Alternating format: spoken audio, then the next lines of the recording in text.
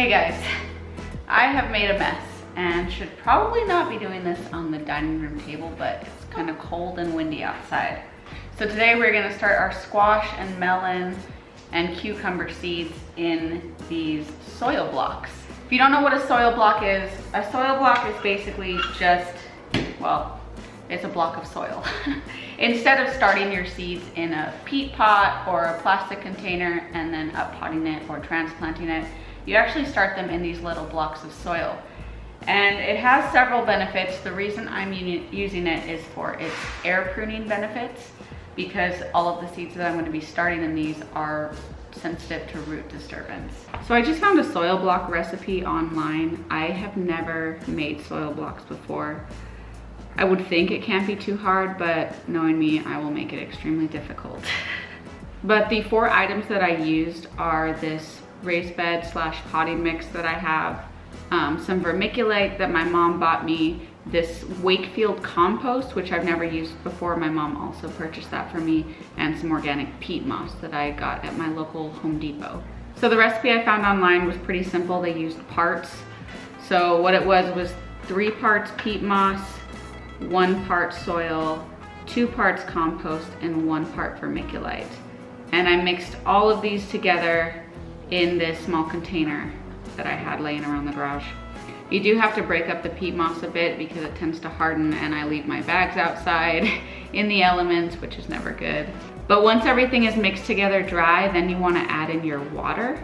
And you want to add enough water to where when you squeeze out a ball of soil, there's water dripping from it. So a little bit more sopping wet than you would think to have it, but that's so it can adhere together and stay in its little block. Now I did a test block outside in the garage while I was making this, and they look like they stick together just fine, which is awesome. So I brought it back inside, and here we are. We're gonna make soil blocks. So we're just going to continue making these soil blocks until the entire tray fills up.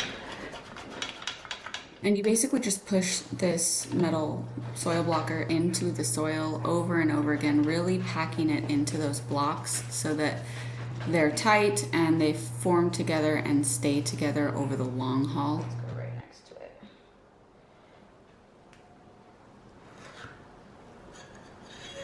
Woohoo! Looks good. You do have to keep the soil mounded pretty high because you need to squish down. So bringing it up to a corner seems to help a lot more. Although I'm not sure I'm gonna have enough soil. This is the last row I just did, and I didn't pack it enough. You can see how rough this top is compared to how square these are.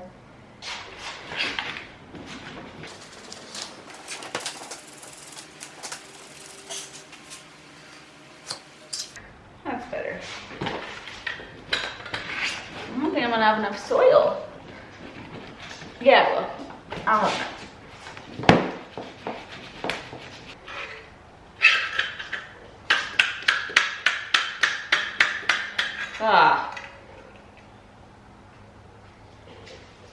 Darn it. So I guess they sell like larger ones, like that you can step on if you're doing this up high and just doing it on the ground. They're hundreds of dollars. But if you grow on a large scale, I can see the appeal because it's a little hard on the hands.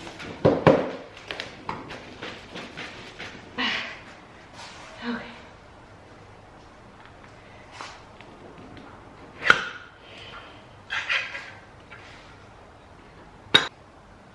Yeah, that's it. Okay. Ta-da! We did it, guys. Now I just need to do this like 3 more times. This won't even cover half of the squash that I have. I'm also gonna direct seed some squash and beans and everything. And then I'm also gonna do pots of some of these because I can transplant them without damaging their roots. I've done that plenty of times. But I still have no room on my seedling shelf. Nothing has changed since last time we talked. I also just realized I don't know how I'm gonna label these because I don't want to stick a label in the soil block in case it's not very solid. It looks solid. I'm just not sure if this is right. It'll be fine. Tell me it'll be fine. I'll just tape the tags right in front of the row that they're in. So let's start with winter squash, because I have so many winter squash. And we'll start with the Long Island cheese pumpkin. This is a seed I got from M.I. Gardener. I didn't get too many seeds from M.I. Gardener this year. I tried not to buy too many seeds this year because I had plenty from the prior years. So I'm gonna do something different from my normal routine, guys. I am not gonna sow more than one seed in each of these blocks. Now the reason for that is because I'm gonna do one squash per row. And what's that? 1, 2, 3, 4, 5, 6, 7, 8, 9, 9 times 4, 36. I might have enough for 36 squash plants. I might have enough room in my garden, but I definitely don't for 2 more trays of this with my other squash, my cucumbers, and everything else. So I'm okay if not all of these sprout, and I'm okay if not all of them live. I do not need more squash plants than necessary. Now with tomatoes and peppers, it's a little different because you can pot them up multiple times. Their roots do very well with being damaged or messed around with. These do not. So I do not want to have extras that I have to put in pots and give to people, because I don't want to give people plants that aren't gonna do well. I give them a root-bound squash plant and it dies right when they put it in their garden, and that's my fault, that's not theirs. So I don't want to be growing extra of these guys at all. Now, despite the holes that I made here, I am gonna plant these a little bit deeper. You want to plant a seed about as deep as it is wide, times 2. So twice as deep as it is wide. So the little indent that it made in here isn't deep enough for these guys. So I'm just gonna stick them in there. It's not gonna hurt anything.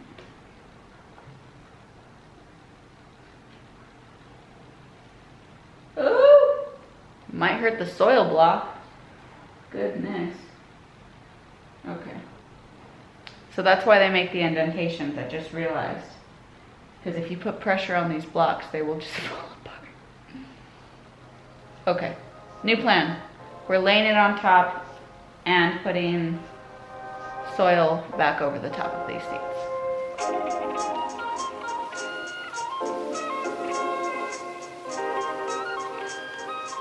Now to label these, I'm just going to write them on a tag, but instead tape the tag to the seed tray instead of putting it in the block.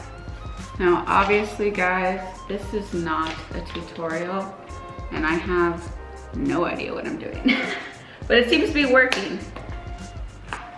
And I hope I can inspire confidence in those of you who haven't tried this to do so.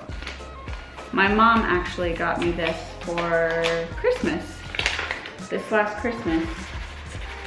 And I'm very excited to try it. I'm just also simultaneously worried about how I have no more space left on my grow shelf and whether these are about to fall apart. And this next one I'm seeding is the Seminole pumpkin.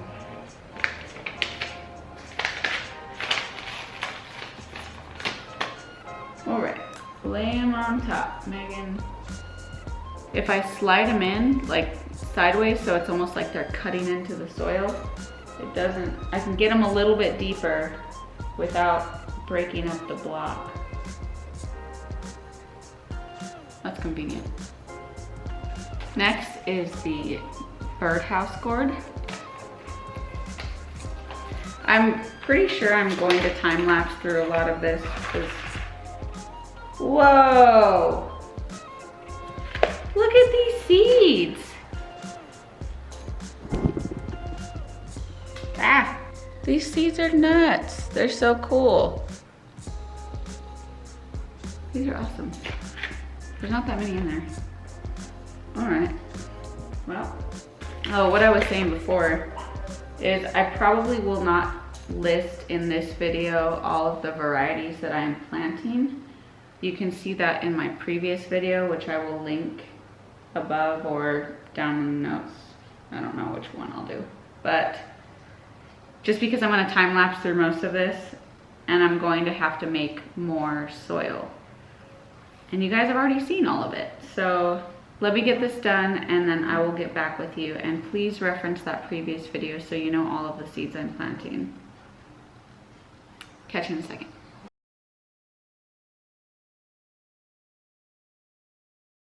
All right, so we're all done with this first tray. I got, surprisingly, all of my winter squash in. So I guess I only had 8 varieties, and then 1 summer squash, the Ron Denise, which is my favorite. I just took a little bit of the wet soil I already had from the soil blocks and covered the seeds with it. So all the seeds are covered and not visible to the sunlight. And I don't think that's a huge deal. None of these squashes have listed on the seed packets that darkness is required for germination. Usually if a seed requires darkness, the seed packet will say that. But they weren't. They were so exposed to the air because those holes weren't deep enough, and I should have put the longer ones on. Oh well. So I wanted all of the seed to have moisture on it, hence covering it with the wet soil.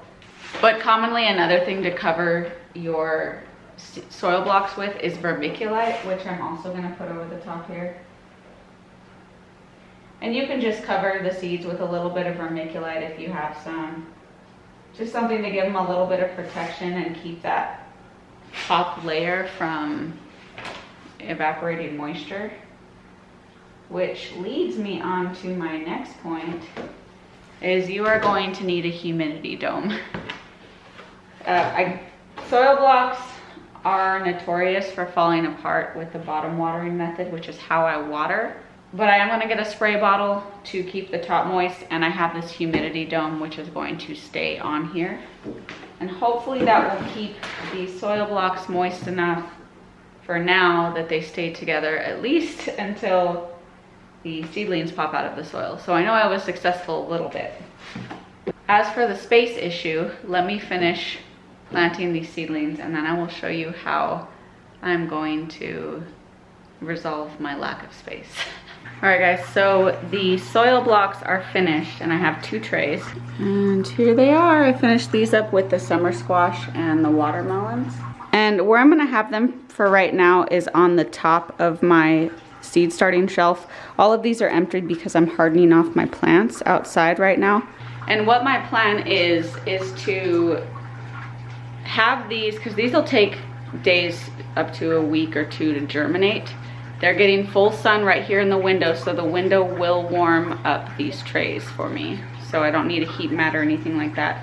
But what I'm hoping, since I'm already hardening off all of my other seedlings, is that by the time these need light, by the time these guys have sprouted and they need to go under here to get supplemental light, I will be already leaving my seedlings out all day because they've been hardened off. So all of these guys are just a couple days away from being completely hardened off. Now that does not mean that they can be outside at night because it's still getting too cold.